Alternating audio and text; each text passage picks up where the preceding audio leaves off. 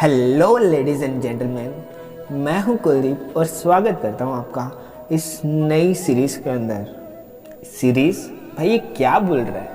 Series का मतलब तो कुछ और ही होता है। ओके, हमने देखी है टीवी सीरीज़, वेब सीरीज़, तो ये किसकी सीरीज़ तू लेके आया?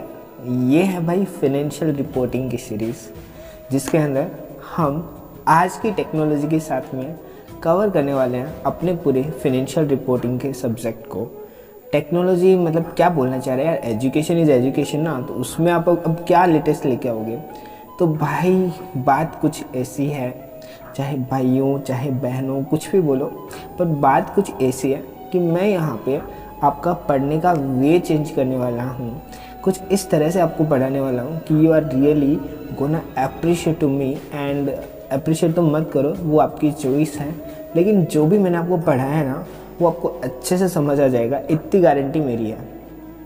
Okay, got it. तो ऐसे ही सारे लेक्चर्स आपके चलेंगे and as you can see on the screen सब कुछ।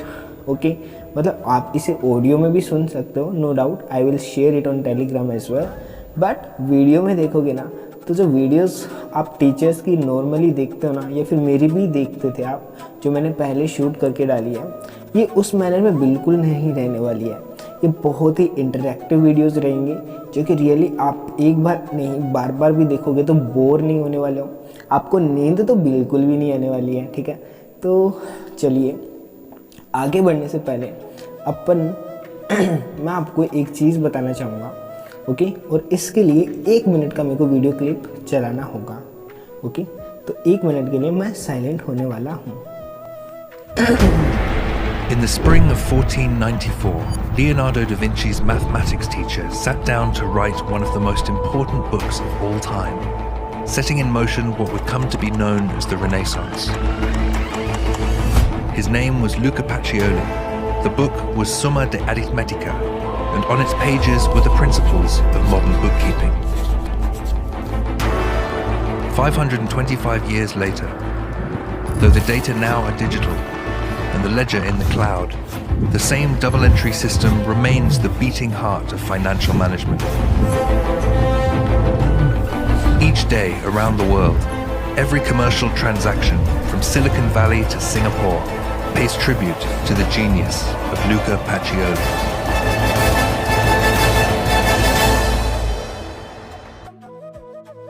सो अभी आपने देखा लुका पेसियोली को, जो कि फाउंडर है हमारे अकाउंटिंग के, एक ग्रेट मैथमेटिशियंस जो कि 14th एंड 15th सेंचुरी में हुए थे। स्टार्टिंग से कुछ नहीं, लेकिन एट द एंड जो उन्होंने बुककीपिंग की बुक्स लिखी थी, आज जब टेक्नोलॉजिकल रिवोल्यूशन आ चुका है, स्टिल वो बुक बेस बनती है पूरे अकाउंट्स एंड फाइनेंशियल मैनेजमेंट की। अभी जब टेक्नोलॉजी में चेंजेस आ गए हैं, सब चीज़ें जो कि पहले खाता बही में होती थी वो अब क्लाउड कंप्यूटिंग तक हो रही है। Still double entry accounting system है, वो कोर बेस रहा है पूरे फाइनेंशियल मैनेजमेंट सब्जेक्ट का। सो ये जानना हमारे लिए क्यों ज़रूरी था? बिकॉज आपको रियलाइज़ हो कि अकाउंटिंग आखिर आया कहाँ से है। जो अकाउंटिंग सब्जेक्ट बना था, जिन्होंने बनाया था, वो खुद एक महान मैथमेटिशियंस थे। ओके, और उन्होंने ही अकाउंटिंग पूरी बुक एक अलग से सब्जेक्ट बनाया, बुक कीपिंग के ऊपर अपनी बुक लिखी एंड वहाँ पे बताया कि किस तरह से हम अपने ट्रांजेक्शन्स को अकाउंट फॉर कर सकते हैं। ओके, आप इतनी परिभाषा तो अच्छे से समझ गए होंगे, लेकिन अभी हम पढ़ने जा रहे हैं FR यानी कि फाइनेंशियल रिपोर्टिंग। इसमें इसका क्या रेलेवेंस आने वाला है, वो चीज़ समझना आपके लिए यहाँ पे लिंक करना बहुत इम्पोर्टेंट है। सी, यहाँ पे आपने अभी देखा कि फाउंडेशन यानी कि बेस क्या था हमारा अकाउंटिंग का। ओके, आखिर कहाँ से इसका ओरिजिन हुआ था। ओके, और इसी ओरिजिन के बाद में धीरे धीरे ओवर द पीरियड क्या हुआ था कि डेवलपमेंट्स आए, चीज़ें चेंज हुई। ओके, टेक्नोलॉजीज आए, और इसीलिए बहुत सारे items of the financial statements, मतलब कि हमने धीरे धीरे बैलेंस शीट बनाना सीखा, हमने P&L बनाना सीखा। पहले हम सिर्फ ट्रांजेक्शन्स को रिकॉर्ड करते थे, फिर हमें अपना पूरे साल का लाभ या हानि निकालना आया, फिर हमने देखा कि हम अपनी वित्तीय स्थिति को कैसे जान सकते हैं, इसीलिए हम एक पर्टिकुलर डेट को बैलेंस शीट बनाने लगे। उन्हीं बैलेंस शीट, उन्हीं पीएनएल को जब हम बनाते थे तो उनको जब एक दूसरे से कंपेयर किया जाता था तो बहुत डिफरेंसेस आते थे। ओके, कोई अपने पास जो उसका गुड्स होता था, जो माल होता था या जो भी संपत्तियां होती थी, कोई उनकी कॉस्ट पे वैल्यू करता था, कोई उनको मार्केट की वैल्यू पे लेता था, और मार्केट वैल्यूज़ भी हर जगह अलग अलग होती थी। तो इसके कारण जो था वो मल्टीपल एंटिटीज़ का कंपैरिजन नहीं हो पाता था, और इसीलिए तब ग्लोबल लेवल पे GFRS यानी कि ग्लोबल IFRS जो कि इंटरनेशनल फाइनेंशियल रिपोर्टिंग स्टैंडर्ड्स है, इंडिया के लेवल पे अकाउंटिंग स्टैंडर्ड्स है, वो द्वारा नोटिफाई किए गए। ओके, तो इन अकाउंटिंग स्टैंडर्ड्स का मेन पर्पस क्या था? पर्टिकुलर मैटर्स में, अकाउंटिंग पॉलिसीज़ में जहाँ पे भी बहुत सारे वेरिएशंस आ सकते हैं कोई अलग अलग मेथडोलॉजीज फॉलो करने से, तो वहाँ पे आपको एक गाइडेंस देना कि भाई आपको अकाउंटिंग कैसे करनी है। ओके, इसलिए ये स्टैंडर्ड्स नोटिफाई किए गए थे जो कि डिफरेंट एरियाज़ के बारे में बात करते थे, लाइक सेगमेंट रिपोर्टिंग के बारे में बात करते थे, एम्प्लॉय बेनिफिट के रिगार्डिंग बात करते थे, ओके, प्रेजेंटेशन के बारे में करते थे, कैश फ्लो स्टेटमेंट के बारे में करते थे, आपकी गवर्नमेंट ग्रांट्स के ट्रीटमेंट के बारे में करते थे, इन्वेंट्री के वैल्यूएशन की करते थे, PPE यानी कि फिक्स एसेट के वैल्यूएशंस की बात करते थे।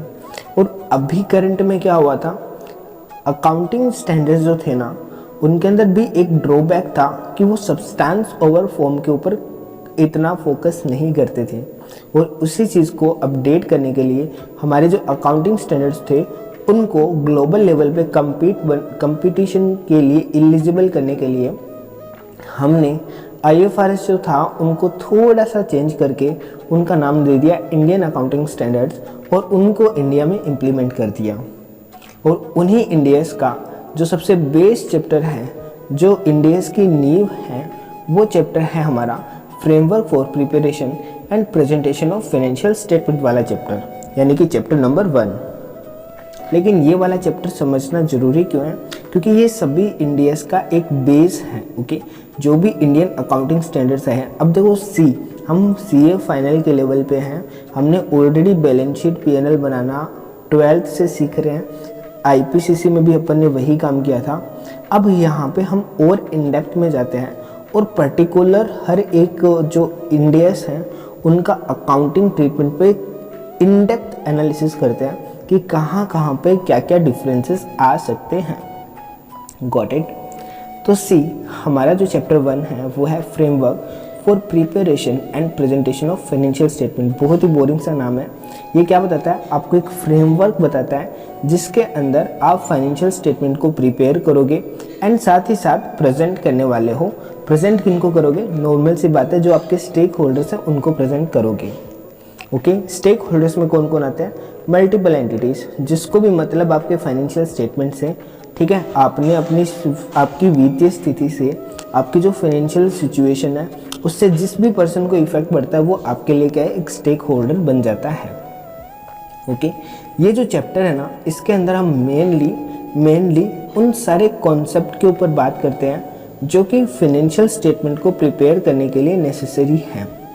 ओके, इसका जो पर्पस है इस चैप्टर का, वो फर्स्ट आपका इंडियस का डेवलपमेंट करना, फाइनेंशियल स्टेटमेंट को एज पर इंडियस बनाना, प्रिपेयर करना, इंटरप्रेट करना फाइनेंशियल स्टेटमेंट को बाय यूजर्स के द्वारा, एंड ओपिनियन फॉर्म करना फाइनेंशियल स्टेटमेंट के ऊपर ऑडिटर के द्वारा। इन 4 पर्पसेस को है वो क्या करता है? डीपली एनालाइज करता है। ओके, और साथ ही साथ में आपको असिस्ट करते हैं। अब कौन कौन यूजर्स हो सकते हैं? जैसे मैंने बताया कि जिसको भी मतलब है। अब यहाँ पे सबका मतलब अपना अपना अलग हो सकता है, लेकिन मतलब ज़रूर है। अब एक इन्वेस्टर है तो उसका मतलब कुछ और हो सकता है, लेकिन वो क्या करना चाहता है? इन्वेस्ट करना चाहता है आपकी कंपनी में, और इसीलिए वो यह जानने के लिए इच्छुक होगा कि आप कितना लाभ एवं हानि कमा रहे हैं ड्यूरिंग द ईयर। वही अगर एम्प्लॉयज़ हैं तो वो अपने करियर को लेके एक्साइटेड होंगे। जो लेंडर्स है वो आप में पैसा लगा रहे हैं तो वो अपनी जो मनी है उसकी प्रोटेक्शन के लिए आपको ऊपर फोकस रखेंगे ताकि कहीं पे उनका पैसा डूब ना जाए। क्रेडिटर्स हैं, वो आपको माल दे रहा है, आप उसके कस्टमर रहने वाले हो, तो उसकी भी फाइनेंशियल जो वेल्थ है वो आपके ऊपर डिपेंड करती है। कस्टमर्स आपसे जो माल खरीद रहा है वो भी इंटरेस्टेड रहेगा। क्यों? बिकॉज सिंपल सा फैक्ट है यार कि कस्टमर भी आपकी ऑर्गेनाइजेशन में पैसा लगा रहा है एंड इन दैट केस क्यों? क्योंकि वो आपका प्रोडक्ट खरीद रहा है एंड प्रोडक्ट खरीद रहा है तो उससे ब्रांड वैल्यू चाहिए ही चाहिए। गवर्नमेंट टैक्सेस के पर्पज से एंड जनरल पब्लिक है वो सोशल वेलफेयर के पर्पज से वो आपके ऑर्गेनाइजेशन में इंटरेस्ट ले सकती है और इसीलिए जो फाइनेंशियल स्टेटमेंट है वो आपके ये सभी यूजर्स होंगे, यही सारे स्टेक होल्डर्स होंगे। अब बात करते हैं कि जब भी फाइनेंशियल स्टेटमेंट आपको as per Indian accounting standard prepare करना है तो आप क्या क्या बेसिक एजम्पशंस हैं जो कि फॉलो करने वाले हो। तो सी यहाँ पे 2 बेसिक एजम्पशंस हैं, ठीक है। जब भी आप फाइनेंशियल स्टेटमेंट प्रिपेयर करते हो तो 2 बेसिक एजम्पशंस हैं जिनको ये अपन बेसिक अलग से क्यों पढ़ रहे हैं, क्योंकि फंडामेंटली जो फाइनेंशियल स्टेटमेंट प्रिपेयर किया जाता है ना वो इन 2 कॉन्सेप्ट को हमेशा माइंड में रख के किए जाते हैं। फर्स्ट थिंग कि जो भी फाइनेंशियल स्टेटमेंट्स हैं वो आपके अक्रूवल बेसिस पे बनाए गए हैं। वो किस पे बनाए गए हैं? अक्रूवल बेसिस के ऊपर एंड गोइंग कंसर्न वहाँ पे फॉलो हुई है। तो ये आपको फाइनेंशियल स्टेटमेंट में लिखना नहीं पड़ेगा अलग से, because fundamental to the users है कि भाई जो भी फाइनेंशियल स्टेटमेंट होंगे नॉर्मली वो हमेशा अक्रूवल बेसिस पे होंगे एंड गोइंग कंसर्न पे होंगे। अगर ये फॉलो नहीं होती है ना तब आपको सेपरेटली डिस्क्लोज करना है कि नहीं मेरे जो फाइनेंशियल स्टेटमेंट है वो अक्रूवल बेसिस पे नहीं है या फिर मैंने गोइंग कंसर्न यहाँ पे फॉलो नहीं किया है। अगर नहीं फॉलो हुआ तो डिस्क्लोज करने का, और अगर डिस्क्लोज किया हुआ है तो फिर कोई दिक्कत ही नहीं है। If entity is not allowing following going concern, तो जितने भी आइटम है ना फाइनेंशियल स्टेटमेंट के वो रियलाइजेबल वैल्यू पे शो किए जाते हैं। तो सी नॉर्मल सी बात है, अगर मेरे गोइंग कंसर्न फॉलो नहीं कर पाया, मैं गोइंग कंसर्न फॉलो नहीं कर पाया, गोइंग कंसर्न का मतलब क्या है? नॉर्मल सी बात है हमारा बिजनेस कंटिन्यू रहेगा और कंटिन्यू रहता है तो हम नॉर्मल इंडियस के अकॉर्डिंग अकाउंटिंग करते हैं, ओके। और वो हमारा अक्रूवल बेसिस पे होता है, हम कैश बेसिस पे नहीं जाते हैं। लेकिन अगर मेरा गोइंग कंसर्न है ही नहीं, मतलब कि मैं आगे अब कंटिन्यू करने वाला ही नहीं हूँ, ठीक है, मेरा धंधा आगे चलने वाला ही नहीं है, तो अब चलने वाला ही नहीं है तो फिर अब आगे सपने क्या दिखने, क्या इंडियस फॉलो करना।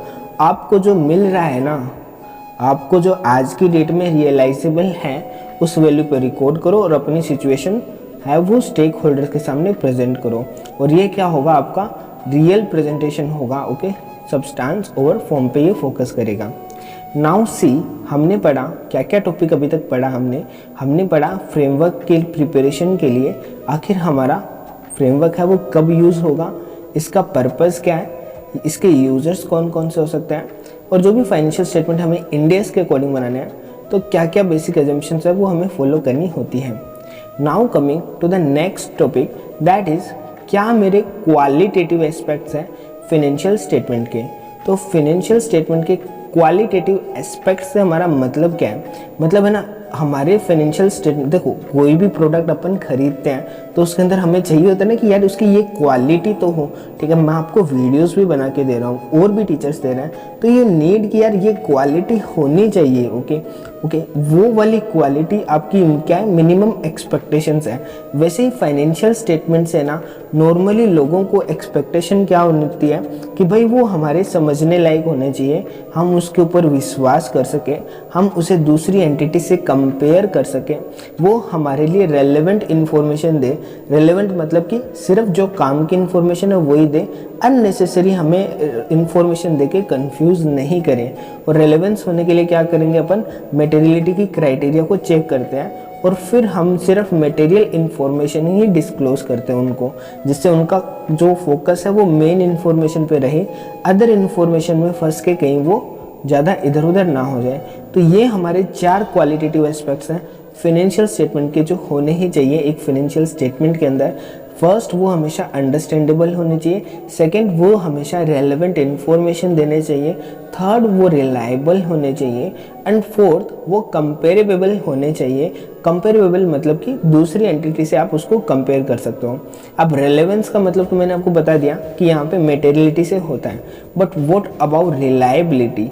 ओके, रिलायबिलिटी के लिए अगेन 5 चीज़ें दे रखी है। रिलायबल वो तब होंगे अगर वो आपके मतलब कि उस पर ट्रस्ट कब किया जा सकता है? फर्स्ट थिंग, कि वो फेथफुल प्रेजेंटेशन दे रहे हैं अपने फाइनेंशियल स्टेटमेंट का, मतलब एकदम ट्रू है वो प्रेजेंटेशन दे रहे हैं। सेकंड, न्यूट्रलिटी है वो फोकस की गई है। न्यूट्रलिटी बोले तो क्या होता है, मतलब कि वो किसी के लिए भी बढ़ चढ़ के नहीं बनाए गए हैं, वो न्यूट्रल है। ओके, वो टू द पॉइंट आपसे बात कर रहे हैं। प्रूडेंस, मतलब कि वहाँ पे हमने प्रूडेंस का फोकस किया। प्रूडेंस को हिंदी में बोलते हैं रूढ़िवादिता, मतलब कि हम यहाँ पे थोड़ा कंजर्वेटिव थिंकिंग रखते हैं कि जो भी हमें फ्यूचर में लॉसेस होने वाले हैं ना, हमने उसको भी कंसीडर कर लिया है। मतलब हम आपका पागल नहीं बना रहे, हम यहाँ पे आपका काट नहीं रहे हैं, ठीक है। हम आपको रियल इन्फॉर्मेशन दे रहे हैं कि भाई जो भी इम्पोर्टेंट इन्फॉर्मेशन थी वो हमने कंसिडर कर ली है। अब आप यहाँ पे हमारे फाइनेंशियल स्टेटमेंट के ऊपर पूरी तरह से ट्रस्ट कर सकते हो, हम यहाँ पे आपका पागल नहीं बना रहे हैं। ओके, फोर्थ, कंप्लीटनेस, मतलब कि रेलेवेंट रिलायबल होने के लिए 5 चीज़ें ज़रूरी है। First, faithful presentation. Second, neutrality. Third is prudence. Fourth is completeness. Completeness बोले तो कि वो जो फाइनेंशियल स्टेटमेंट है वो अपने आप में कंप्लीट है, ये नहीं है कि इसके बाद में भी कोई इन्फॉर्मेशन बचती है क्या। ओके, एंड 5 आता है सब्सटेंस ओवर फॉर्म, मतलब कि उन्होंने लीगल वर्च्यू पे फोकस न करके सब्सटेंस के ऊपर फोकस किया। सब्सटेंस ओवर फॉर्म का मतलब क्या होता है, सब्सटेंस ओवर फॉर्म मतलब कि फॉर्म मतलब होता है कि लीगल वे, तो लीगल वे पे फोकस नहीं किया इन्होंने जो फोकस किया है वो किसके ऊपर किया है, सब्सटेंस पे किया है। सब्सटेंस मतलब कि सार पर वर्चस्व है। मतलब कि एग्जाम्पल के लिए जैसे अपन हायर परचेज के ट्रांजैक्शन देखते थे ना, तो उनके अंदर क्या होता था, हायर परचेज में मोटर व्हीकल आपको एज ऑन इनिशियल डेट पे ही मिल जाएगा। आप मारुति के शोरूम में गए, आपने हायर परचेज के बेसिस पे कार ले ली, ओके, तो आपकी कार की ओनरशिप आपके पास में फर्स्ट डे आ जाएगी। लेकिन लीगल टाइटल कब आएगा, जब आप पूरा 5 सालों की इंस्टॉलमेंट पे कर दोगे, तब आपके ऊपर क्या आता था, हायर परचेज के केस में लीगल टाइटल आता था। लेकिन अगर आपके पास में लीगल टाइटल ही नहीं आया तो मतलब आप डेप्रिसिएशन ही रिकॉग्नाइज नहीं करोगे क्या ओवर द पीरियड, नहीं, अपन ओनरशिप क्या मानते हैं, यहाँ पे सब्सटेंस ओवर फॉर्म पे देखते थे हायर परचेज के ट्रांजेक्शन में कि आपके पास में एसेट आ गई ना, तो अब आप उसके रियल ओनर माने जाओगे, इररेस्पेक्टिव कि लीगल डॉक्यूमेंट में ओनर चाहे कोई थर्ड पार्टी हो, स्टिल हम आपको ओनर मानेंगे। तो ये क्या था, हमारा सब्सटेंस ओवर फॉर्म का एक एग्जाम्पल था। ऐसे ही आपको क्या करना है, आपको लीगल डॉक्यूमेंट क्या कहते हैं, वो गए तेल लेने, वो क्या गए, तेल लेने गए। यहाँ पे आपको वहाँ पे बिल्कुल भी फोकस नहीं करना है, आपको फोकस कहाँ पे करना है कि भाई रियलिटी में ट्रांजेक्शन क्या हुआ है। ओके, इंडेस 109 में हम बहुत सारे ट्रांजेक्शन ऐसे देखने वाले हैं और इंडेस 115 में भी आएंगे जहाँ पे रीपर्चेज एग्रीमेंट्स हो रहे हैं। तो रीपर्चेज एग्रीमेंट में क्या हुआ, मैंने आपको बेच दिया एंड वापस आपसे खरीदने का एग्रीमेंट कर लिया, तो फिर वो कहते हैं कि यार ये तो ना फालतू बकवास है, मतलब क्या है कि फालतू में आपको बना रहे हैं अच्छा वाला, ठीक है। यहाँ पे ऐसा कुछ नहीं हुआ है, नॉर्मली हुआ क्या है, आपने अपनी प्रॉपर्टी को उसका जो टाइटल है वो थर्ड पार्टी को ट्रांसफर किया, उससे पैसे लिए एंड वापस से अपनी प्रॉपर्टी खरीद ली आफ्टर ए पीरियड। तो मतलब कि आपको पैसे की ज़रूरत थी, आपने अपनी प्रॉपर्टी को क्या किया, बस डॉक्यूमेंट उसके नाम पे कर दिए, ओके, एंड यूज़ आप कर रहे हो, वो प्रॉपर्टी आपके पास ही है। तो ये एक तरह से सेल का ट्रांजेक्शन नहीं है यहाँ पे, ये यहाँ पे एक तरह से फाइनेंशियल ट्रांजेक्शन है। मतलब आपको पैसे चाहिए थे, आपको लोन चाहिए था और यहाँ पे आपने विथ इंटरेस्ट उसको पे कर दिया सामने वाले को और अपनी प्रॉपर्टी वापस खरीद ली। तो ऐसे आपको लीगल नेचर पे नहीं जाना है ट्रांजेक्शन के, आपको सब्सटेंस में जाना और देखना है कि आखिर रियल ट्रांजेक्शन क्या है यहाँ पे। तो मैंने यहाँ पे कवर किया आपका point number 4, that is the qualitative aspect of the financial statement. यहाँ पे आपको understandability, relevance, reliability and comparability के ऊपर फोकस करना है। Now coming to the 5th point, that is constraint on relevant and reliable information. Okay, क्या क्या constraints हैं? First, timeliness. Second, cost and its benefit comparison. And third is balance between the qualitative characteristics. इसका मतलब क्या था भाई कि क्या कंस्टेंट है आपके रेलेवेंट एंड रिलायबल इन्फॉर्मेशन में। कई बार क्या होता है कि हमें relevant and reliable information available तो हो जाती है, लेकिन वो जितने टाइम फ्रेम में हमको चाहिए उतने टाइम फ्रेम में नहीं हो पाती है, या फिर जितनी मेरी कॉस्ट इनकर होगी ना उस इन्फॉर्मेशन को लेने में उससे कम मेरे को उसका बेनिफिट है। ओके, मान लो 1 लाख रुपए का मैं उसके ऊपर खर्चा करूँगा और उससे जो मेरे को बेनिफिट भी होगा ना वो मेरा 10,000 रुपये का भी नहीं होगा। तो बताओ करना चाहिए नहीं करना चाहिए, नहीं करना चाहिए। ओके, तो यहाँ पे आपको बैलेंस करना पड़ेगा क्वालिटेटिव कैरेक्टरिस्टिक्स में, ओके, इन 2 ग्राउंड्स पे। ये था मेरा कि भाई रेलेवेंट एंड रिलायबल इंफॉर्मेशन मैं कब नहीं पा सकता या फिर क्या क्या चीज़ें हैं जो कंस्ट्रेंट कर देती है। अब बात करते हैं अपना नेक्स्ट टॉपिक, जो कि बात करता है elements of the financial statement. Elements of financial statement के अंदर asset, liability, equity, income, expenses, ये 5 टॉपिक है जो बेसिकली कवर करते हैं elements of the financial statement के अंदर। क्या क्या चीज़ें? Asset, liability, income, expense and equity. अब एसेट, लायबिलिटी एंड इक्विटी ये मेरा बैलेंस शीट का पार्ट है, और इनकम और एक्सपेंस जो है वो मेरा P&L का पार्ट यहाँ पे होता है। ओके, यहाँ पे भी आपको कोई डाउट नहीं आया होगा, क्योंकि एलिमेंट्स तो हम 11th क्लास से देखते हुए आ रहे हैं। Now see next topic is कि मेजरमेंट के मेथड कौन कौन से हैं of the elements of the financial statement. जो भी मेरे फाइनेंशियल स्टेटमेंट के आइटम थे ना ये वाले, ओके, एसेट वाला, लायबिलिटी वाला, इक्विटी वाला, इनकम वाला एंड एक्सपेंस वाला, तो इनको कैलकुलेट करने के, इनको मेज़र करने के हैं वो अलग अलग है, वो क्या है, मेथड्स हैं। तो सी मैं आपको बताता हूँ कि कौन कौन से मेथड है और उनके अंदर क्या क्या चीज़ें हम कंसिडर करते हैं। सबसे पहले आता है हमारा हिस्टोरिकल कॉस्ट मेथड, यानी कि इसके अंदर क्या होता है भाई, इसके अंदर जो हमारा फोकस रहता है वो ओरिजिनल कॉस्ट के ऊपर रहता है। किसके ऊपर? ओरिजिनल कॉस्ट के ऊपर। Original cost, okay, original cost क्या होती है? मतलब कि जो भी अभी रीसेंट प्राइस पे वो ट्रांजैक्शन हुआ है, ओके, वो वाली प्राइस क्या मान ली जाती है? ओरिजिनल कॉस्ट मान ली जाती है। कुछ जगह सेटलमेंट वैल्यूज़ पे भी होता है। तो सेटलमेंट वैल्यूज़ क्या होती है? रियलाइजेबल वैल्यू होती है किसी भी पर्टिकुलर एंटिटी के लिए। क्या होती है? Realizable value. मतलब कि आप एक एंटिटी हो और आप अपनी एसेट को बेच रहे हो, तो बेचने पे आपको जो भी वैल्यू रियलाइज होगी वो वाली वैल्यू आपके लिए सेटलमेंट वैल्यू कहलाएगी। ओके, ऐसी जगह कई बार जो एसेट, लायबिलिटी, एक्सपेंडिचर या इनकम है उनको हम प्रेजेंट वैल्यू पे भी लेके आते हैं। तो ये हमारी प्रेजेंट वैल्यू कैसे कैलकुलेट होती है? प्रेजेंट वैल्यू अगर आपको ये भी नहीं आता ना कि कैलकुलेट कैसे होती है, तो आ जाना चाहिए वैसे तो। अगर फिर भी नहीं आती तो मैं एक बार के लिए बता देता हूँ। नॉर्मली होता क्या है, आपको कोई अमाउंट अगर 1 साल बाद में मिलने वाली है तो यहाँ पे टाइम वैल्यू ऑफ मनी का कॉन्सेप्ट पिक्चर में आता है, और वो क्या बोलता है कि आप उसे, एक सिंपल सा फॉर्मूला है, जो भी आपको फ्यूचर में कैश इनफ्लो होने वाले हैं उसको डिवाइड कर दो आप 1 प्लस इंटरेस्ट रेट से। ओके, और वो जितने साल पुरानी मतलब आगे की है उतनी पावर यहाँ पे उसके ऊपर लगती जाएगी। तो मतलब एग्जाम्पल के लिए आपको 1 लाख रुपए 1 साल बाद के बाद में मिलने वाले हैं, तो आप यहाँ पे क्या करोगे, 1 लाख डिवाइड बाय, और अगर इंटरेस्ट रेट है वो 10% है मेरी, ओके, डिस्काउंटिंग रेट जो है मेरी 10% है, तो मैं 1 प्लस 0.10 कर दूंगा यहाँ पे। तो 1.1 से इसको डिवाइड कर दूंगा तो 9 लाख तो गलत होगा, 1 लाख तो टोटल ही था। तो 90,990 कुछ अमाउंट है वो यहाँ 909 रुपये वो पिक्चर में आ जाएगी कि ये क्या है, ये मेरी प्रेजेंट वैल्यू है। ओके, एंड इसके अलावा जो डिफरेंशियल अमाउंट बच रहा था वो मेरा इंटरेस्ट का अमाउंट है, जो कि मैं क्या करूँगा, अनवाइंड करने वाला हूँ ओवर नेक्स्ट 1 ईयर पीरियड। ये था मेरा प्रेजेंट वैल्यू का कॉन्सेप्ट। अब बात करते हैं फेयर वैल्यू की। तो फेयर वैल्यू के अंदर क्या होता है, ये हम कैलकुलेट करते हैं इंड AS 113 के अकॉर्डिंग। अब ये जो फेयर वैल्यू है इसको कैलकुलेट करने के अलग अलग मेथड है, प्रिंसिपल मार्केट या फिर आपका मार्केट कौन सा है उसके बेसिस पे। देन सेकंड जो आपको मिलने वाली है वो लेवल 1 का इनपुट है, लेवल 2 का इनपुट है या लेवल 3 का इनपुट है, उसके बेसिस पे भी है वो फेयर वैल्यू चेंज होती जाती है।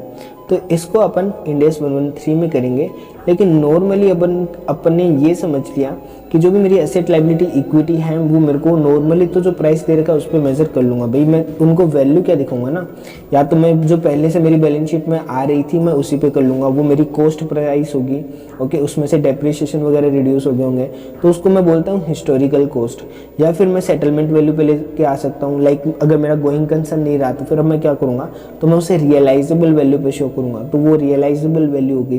कई जगह ये ये हो सकता है जैसे आप इंडेस 109 फॉलो करोगे तो वहाँ पे आप फाइनेंशियल लाइबिलिटी कैलकुलेट करते हो, तो वो या फिर फाइनेंशियल एसेट है तो अमोर्टाइज कॉस्ट मेथड वहाँ पे एक पिक्चर में आता है और उसके अंदर आप जो प्रेजेंट वैल्यू है उसको डिस्काउंटेड वैल्यू के ऊपर लेते हो। एंड लास्ट होता है अपना फेयर वैल्यू, जो कि अपन इंडेस 113 के अकॉर्डिंग लेंगे। और फेयर वैल्यू वो बहुत सारे इंडेस में बोला हुआ है कि आपको एसेट को वो क्या करना है, फेयर वैल्यू के ऊपर लेना है। अब सी यहाँ पे मैंने आपको थ्योरेटिकल पार्ट कवर कराया, अब इसके अंदर एक प्रैक्टिकल पार्ट है जो कि कैपिटल मेंटेनेंस का कॉन्सेप्ट है। अब कैपिटल मेंटेनेंस का कॉन्सेप्ट क्या बोलता है, ये ना बहुत स्टूडेंट को डाउट रहता है इसके अंदर। तो नॉर्मली है क्या कैपिटल मेंटेनेंस। अब इसको क्या करो, आप दो वर्ड्स के अंदर डिवाइड कर दो, first is the capital and the second one is the maintenance. तो कैपिटल को मेंटेन किया या नहीं किया इस चीज़ की कैलकुलेशन हम इस वाली पार्ट के अंदर करेंगे। जो हमारा टॉपिक है कैपिटल मेंटेनेंस वाला, उसके अंदर हम ये कैलकुलेट करते हैं कि एंटिटी ने ओपनिंग जितनी कैपिटल लगाई थी और जो क्लोजिंग कैपिटल लगाई है, ओके, तो जो ओपनिंग में कैपिटल लगाई थी क्या उसको ड्यूरिंग द ईयर है वो उसको मेंटेन कर पाई है या नहीं कर पाई है, और उसमें से कितना उसने ग्रो किया है। ओके, ग्रो किया है मतलब कि उसने कितना कैपिटल को इंक्रीज किया है।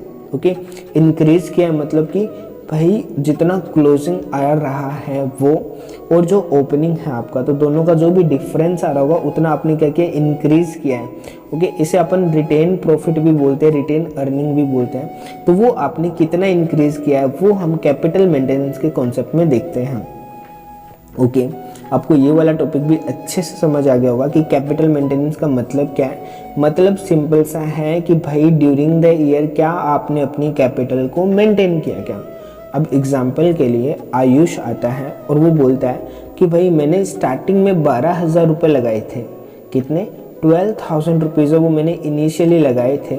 ओके, ड्यूरिंग द ईयर मैंने क्या किया कि उस 12,000 रुपये से मैंने 12,000 रुपये निकाले गले में से, मार्केट गया और वहाँ से 2 रुपये वाली यूनिट की 6,000 क्वांटिटी उठा के लेके आ गया।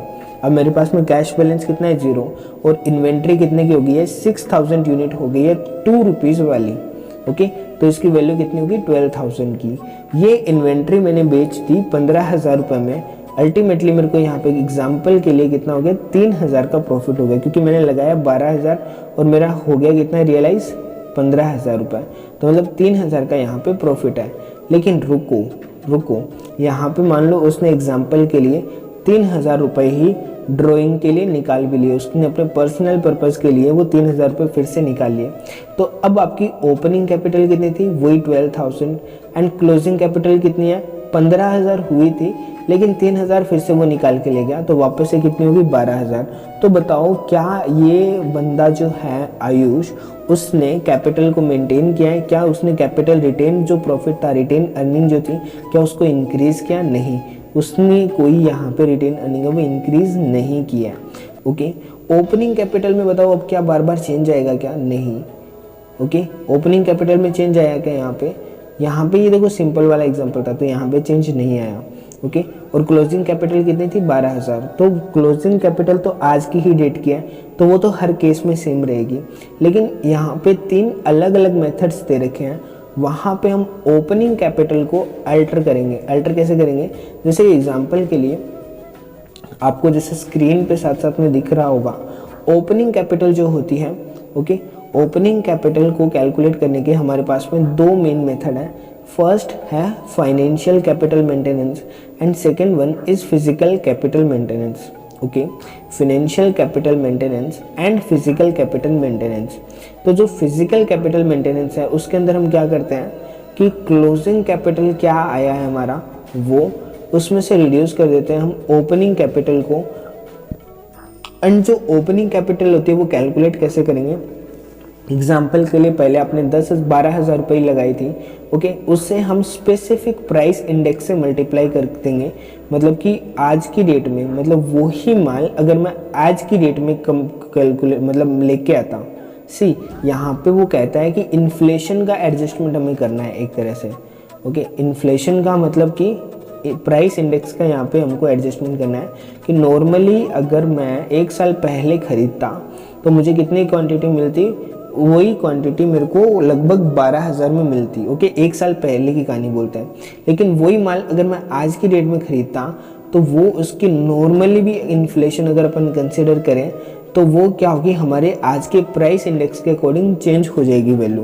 तो ये वही कहता है कि जो ओपनिंग कैपिटल है आपने जो लगाई वो वाली कंसिडर नहीं करनी है, बल्कि यहाँ पे जो आपको कैपिटल कंसिडर करनी है वो स्पेसिफिक प्राइस इंडेक्स से एडजस्ट करो एंड वो वाली ओपनिंग कैपिटल आपको यहाँ पे कंसिडर करनी है। अब एक चीज़ बताओ, क्या आपको कोई एडिशनल कैपिटल आपने ड्यूरिंग द ईयर लगाई तो वो भी कंसिडर करोगे क्या? डेफिनेट सी बात है, क्लोजिंग में से तो सारी रिड्यूस होनी है। ओके, तभी तो हमारा रिटेन प्रॉफिट आएगा ना कि इस साल हमने कमाया इतना और उसमें से रखा इतना है। ओके, ये था हमारा फिजिकल कैपिटल मेंटेनेंस। अब बात करता हूँ मैं फाइनेंशियल कैपिटल मेंटेनेंस की, जो कि हिस्टोरिकल कॉस्ट के ऊपर हो सकता है या फिर करंट परचेजिंग पावर के बेसिस पे हो सकता है। हिस्टोरिकल कॉस्ट मेथड के अंदर हमारा जो रिटेन प्रॉफिट होगा वो हमारा क्लोजिंग कैपिटल से ओपनिंग और एडिशनल रिड्यूस करूँगा, सिंपल वाला ये, ठीक है। जो एक्चुअल मेरा हिस्टोरिकल था ना, ओपनिंग कैपिटल कितना था वो रिड्यूस किया, 15,000 अभी आया, लेकिन उसमें से 3,000 ड्राइंग हो गया तो 12,000 क्लोजिंग बचा, ओपनिंग भी 12,000, तो यहाँ पे क्या आएगा 0।